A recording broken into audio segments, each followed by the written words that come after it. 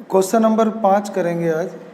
इसमें लिखा है if A equal to matrix है ये 1 -5 2 4 एंड बी मैट्रिक्स दिया हुआ है 0 8 8 -6। तो फाइंड ए मैट्रिक्स सी, पर्सन है कि एक मैट्रिक्स सी फाइंड कीजिए सच दैट, ताकि ये रिलेशन बनता हो। और ये रिलेशन क्या है? इज ए नल मैट्रिक्स, ये नल मैट्रिक्स है। तो रिलेशन है कि 2a + 3b - 2c। तो बस इसमें आपको ए और बी मैट्रिक्स दे रखा है, सी आपको पता करना है। तो आप यहाँ पे ए मैट्रिक्स को रख दीजिए, उसमें 2 है, सब एलिमेंट में 2 2 गुना कर दीजिए। बी मैट्रिक्स यहाँ रख दीजिए और सब में 3 3 मल्टीप्लाई कर दीजिए और उन्हें ऐड कर दीजिए और ये उधर ले जाके प्लस का लिख दीजिए। और इनको ऐड करने पे जो भी आएगा सबको ये 2 डिवाइड में लाके काट देना, आपकी सी की वैल्यू आ जाएगी। ठीक है, तो ये तो आसान है, 12वीं के लेवल पे आप कर सकते हो। अगला प्रश्न है कि इफ़ माने यदि, इफ़ ए बराबर AIJ ये एलिमेंट होता है। ये जो एलिमेंट है यानी ये मैट्रिक्स बनाएंगे, ये मैट्रिक्स बनाएंगे तो उसमें m × n का ऑर्डर है। तो बोलता है ये एक स्क्वायर मैट्रिक्स है। तो what is the relation between m और n? तो अगर ये एक स्क्वायर मैट्रिक्स है तो m और n के बीच में क्या रिलेशन है? तो रिलेशन ये होता है कि m और n बराबर होते हैं। तो इसका आंसर हो जाएगा कि m = n। अगला है क्वेश्चन नंबर 6 है, मैट्रिक्स से ही है। इसमें बोलता है कि इफ़ a = a की वैल्यू ये है, ये मैट्रिक्स है, और अगर हम a को उसके a के ट्रांसपोज के साथ ऐड करें तो वो I है। I माने आइडेंटिटी मैट्रिक्स है। तो अल्फ़ा का मान ज्ञात करो।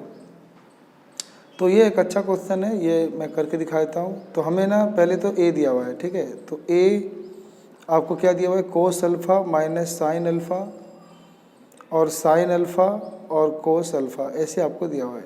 पहले तो आप ना ए का ट्रांसपोज निकालना सीख लो। ए का ट्रांसपोज देखो कैसे निकालते हैं। ए का ट्रांसपोज निकालने के लिए हम ना रो को कॉलम में चेंज कर देते हैं। तो ये जो रो है इसको कॉलम में चेंज कर देंगे। तो कोस अल्फ़ा माइनस का साइन अल्फ़ा, और ये वाला रो भी कॉलम में आ जाएगा। तो साइन अल्फ़ा कोस अल्फ़ा। अब पर्सन में दिया था इन दोनों का सम, तो a + a का ट्रांसपोज का जोड़ I माने आइडेंटिटी फंक्शन है। तो a को यहाँ लिखो प्लस a के ट्रांसपोज को यहाँ लिखो और बराबर I होता है 1 0 0 1, आइडेंटिटी फंक्शन ऐसे लिखते हैं। अब इन्हें जोड़ना है। तो cos alpha minus sine alpha, फिर यहाँ पे लिखा है साइन अल्फ़ा कोस अल्फ़ा, और यहाँ पर a का ट्रांसपोज आया था ये वाला। तो कोस अल्फ़ा साइन अल्फ़ा और माइनस साइन अल्फ़ा और कोस अल्फ़ा। तो अब इन्हें ऐड कर लो। तो ये दोनों ऐसे ऐड होंगे, ये एक अल्फ़ा अल्फ़ा ऐड होगा तो हो जाएगा आपका 2 कोस अल्फ़ा, है ना। उसके बाद फिर आपका ये माइनस इससे ऐड होगा तो 0 हो जाएगा। ऐसे ये sine alpha minus sine alpha से जुड़ेगा तो 0 हो जाएगा, और कोस अल्फ़ा जुड़ेगा तो 2 कोस अल्फ़ा हो जाएगा, और बराबर आपका हो जाएगा 1 0 0 1। अब यहाँ पे हम कंपेयरिंग करेंगे, कंपेयरिंग द कोरस्पॉन्डिंग एलिमेंट। तो हम एलिमेंट का कंपेयर करते हैं। तो 2 कोस अल्फ़ा बराबर 1 आ जाएगा। तो कोस अल्फ़ा बराबर 1/2 आ जाएगा, सही है।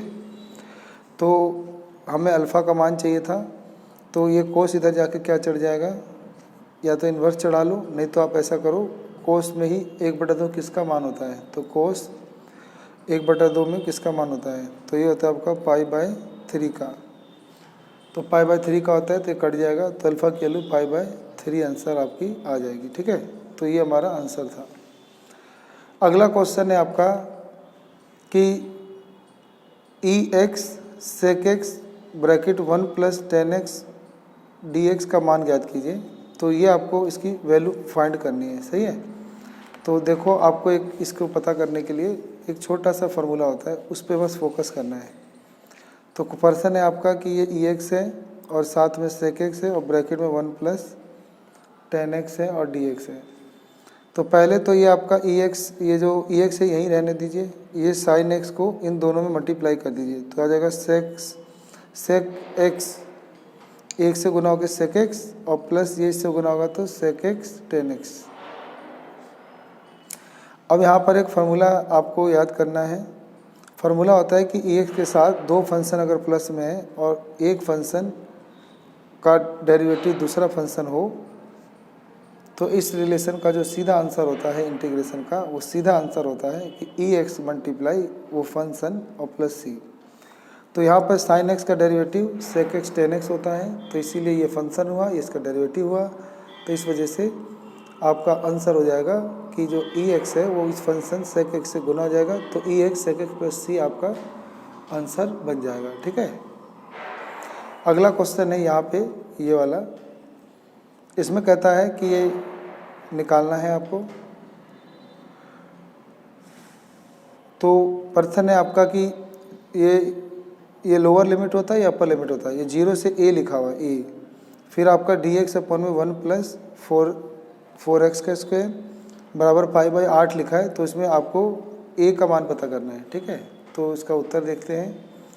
पहले तो आपको ये जो फंक्शन दिख रहा है, ये जो 4 है, इसको मैं 2x का स्क्वायर लिख सकता हूँ। तो मैं इसको ऐसे लिख दूंगा। तो मैं पहले इसको 4x स्क्वायर को लिख दूंगा 2x का स्क्वायर। अब मैं 2x को अगर t लेट कर लूँ, तो अगर मैं इसको 2x को t लेट कर लूँ तो इसका डेरिवेटिव हो जाएगा 2 dx dt, और dx निकालेंगे dt बटा 2। तो यानी मैं dx को हटा के dt बटा 2 लिख दूंगा। तो बटा वाला जो 2 बाहर आ जाएगा 1 बटा 2। और अब आपका लिमिट भी चेंज हो जाएगा। नहीं तो आप ऐसा करो कि अभी t में लिख लो 1/t का स्क्वायर। फिर आप क्या करो कि इसका फॉर्मूला होता है tan इनवर्स t, वो लिख दो और प्लस c। फिर tan इनवर्स t की वैल्यू वापस रख दो 2x बराबर पाई बाई 8।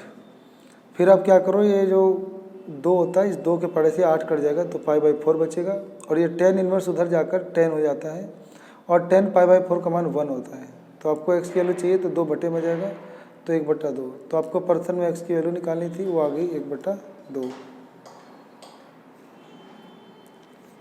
तो अभी आपको ये तो पूरा सोल्व कर दिया, और इसमें वो लिमिट तो रखना ही भूल गए। तो लिमिट रखना था आपको a से 0। तो जब आप लिमिट रखोगे a से 0 तो आपको x की जगह a रखना था, तो आपका a की वैल्यू 1 बटा 2 आ जाता। ठीक है, अगला प्रश्न है हमारा y equal to cos x और x बराबर 0 एंड x बराबर पाई से घिरे क्षेत्र का क्षेत्रफल ज्ञात कीजिए। Find the area of the region bounded by curve y equal to cos x between x बराबर 0 and x equal to pi. इनके बीच में आपको जो एरिया बाउंडेड होगा, घिरा हुआ जो क्षेत्र होगा, उसका एरिया निकालना है। तो पहले आपको y बराबर कोस x का ग्राफ आना चाहिए। फिर आपको पता होना चाहिए x बराबर 0 का ग्राफ कहाँ होता है, लाइन कहाँ होता है, और x बराबर पाई की लाइन कहाँ से खींची जाती है। तो पहले तो कोस x का ग्राफ आना चाहिए, उसी पे आपको x की वैल्यू पाई और 0 भी मिल जाएगा लाइन। तो देखो ये इसका ऐसा ग्राफ होता है। तो आपने पढ़ा होगा कि कोस 0 का मान 1 होता है, और फिर आपका कोस पाई बाई 2 का मान 0 होता है। इसीलिए ग्राफ ऊपर से ऐसे नीचे आता है, फिर यहाँ नीचे जाता है, फिर ऊपर जाता है। तो आपको कोस x का ग्राफ तो मिल ही गया। अब क्या होता है कि आपको x बराबर 0 का था, तो जो ये y एक्सिस होता है यही x बराबर 0 होता है, और जो ये x की वैल्यू पाई से जा रहा था तो x की वैल्यू y के पैरेलल जाएगा, तो x बराबर पाई हो जाएगा। तो आपका छायांकित भाग हो जाएगा ये वाला। तो इसका आपको एरिया निकालना है। तो इसका एरिया निकालने के लिए अब आपको क्या करना पड़ेगा, तो आपको ऐसे लिखना पड़ेगा कि एरिया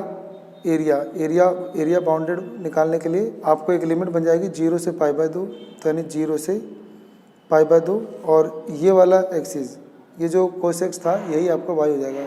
तो y डी एक्स की जगह कोस एक्स लिख देंगे और उसका इंटीग्रेशन कर देंगे। तो इसका इंटीग्रेशन कर देंगे कोसेक का, तो कोसेक का इंटीग्रेशन आ जाएगा साइन एक्स, और फिर अपर लिमिट और लोअर लिमिट रख देंगे।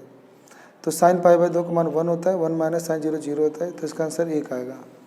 ऐसे अब दूसरा वाला रखेंगे लिमिट, तो वो जाएगा पाई बाई 2 से पाई। अब क्योंकि ये अगले क्वाड्रेंट में चला गया तो हम इसको नेगेटिव ले लेंगे। तो पहले तो y फंक्शन रख देंगे और उसका डेरिवेटिव कर देंगे। डेरिवेटिव करने पे ये भी मतलब साइन आएगा, लेकिन ये माइनस में आएगा। तो फिर माइनस का लेंगे, तो ये एक बार पाई रखेंगे तो साइन पाई 0 होता है, पाई बाई 2 1 होता है, तो माइनस माइनस प्लस 1, तो एक और एक जुड़ जाएगा, तो आपका आंसर 2 स्क्वायर यूनिट हो जाएगा। ठीक है, अगला प्रश्न था कि find the degree of the differential equation. तो ये जो डिफरेंशियल इक्वेशन होता है हमें इसकी डिग्री ढूंढना होता है।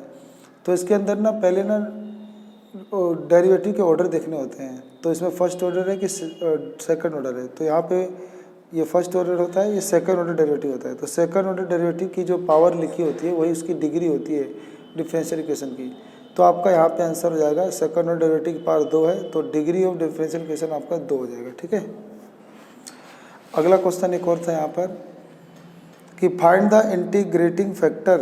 आपको इंटीग्रेटिंग फैक्टर निकालना है, आपको फाइंड करना है integrating factor of the differential equation. ये आपका डिफरेंशियल इक्वेशन है x dy by d x minus y बराबर 2x का स्क्वायर। तो देखो मैंने यहाँ पे कर रखा है समय बचाने के लिए, x dy by d x minus का y बराबर 2x का स्क्वायर है। तो पहले क्या करेंगे, इसको मैं अकेला बनाने के लिए सबको x से डिवाइड दे देंगे। x से डिवाइड देने से हट जाएगा और y के ऊपर में x आ जाएगा, इसके ऊपर में x आने से एक x कट जाएगा, 2x बचेगा। अब लिखेंगे this is a linear equation. अब ये लीनियर इक्वेशन है और इसे इस फॉर्म में dy by d x plus p y बराबर में q के फॉर्म में। तो इसे कंपेयर करेंगे तो p की वैल्यू आपको -1/x मिल जाएगी और q की कंपेयर करने से 2x मिल जाएगा। आपको केवल इंटीग्रेटिंग फैक्टर निकालना है जिसे IF कहते हैं। इस गिवन बाय ये ऐसे निकालते हैं कि IF निकालने के लिए एक्सपोनेंशियल फंक्शन लिख के उसकी पावर को ये p की वैल्यू लिख कर उसका इंटीग्रेशन किया जाता है। यानी हम e के इंटीग्रेशन करते हैं p का, मतलब जो ये p होता है p की वैल्यू जो आई थी इसका इंटीग्रेशन e की पावर रख देते हैं। तो यही आपका इंटीग्रेटिंग फैक्टर होता है। तो -1/x का जब हम इंटीग्रेशन करते हैं तो वो log x आएगा, लेकिन जो माइनस का निशान है ऊपर जाकर x की पावर -1 हो जाएगा। ex जो होते हैं आपस में कट जाते हैं, हट जाते हैं, तो आपका x की पावर -1 बचता है जिसको हम लिख देंगे 1/x। तो आपका आंसर हो जाएगा 1/x। तो एक क्वेश्चन और देख लेते हैं, 10वां क्वेश्चन। पर्सन है कि find the direction ratio of the vector. इस वेक्टर का तुम्हें डायरेक्शन रेशियो निकालना है। तो डायरेक्शन रेशियो इसका निकालने के लिए पहले इसको कंपेयर कर लेंगे। किससे कंपेयर कर लेंगे, तो इसको कंपेयर कर लेंगे ऐसे, इसको कंपेयर कर लेंगे AI प्लस BJ और प्लस CK से इसका कंपेयर करेंगे। तो I का I से करने पे A की वैल्यू 1 आ जाती है, B का J का J से करने से B की वैल्यू 1 आ जाती है और C का K से करने से C की वैल्यू -2 आ जाती है। यही आपके डायरेक्शन रेशियो है। ठीक है। अब आपसे बोला था कि हैंस कैलकुलेट इस डायरेक्शन कोसाइन, इसके डायरेक्शन कोसाइन भी निकालो। अब डायरेक्शन कोसाइन होते हैं L, M और N। डायरेक्शन कोसाइन निकालने के लिए फॉर्मूला होता है A/√A² प्लस B² किया जाए, ऐसी B/√A² B² किया जाए, ऐसी C/√A² B² किया जाए।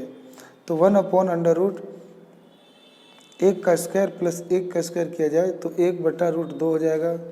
ऐसे ये भी 1/√2 हो जाएगा और ये जगह घटा 2/√2 हो जाएगा और ये कट के -√2 हो जाएगा।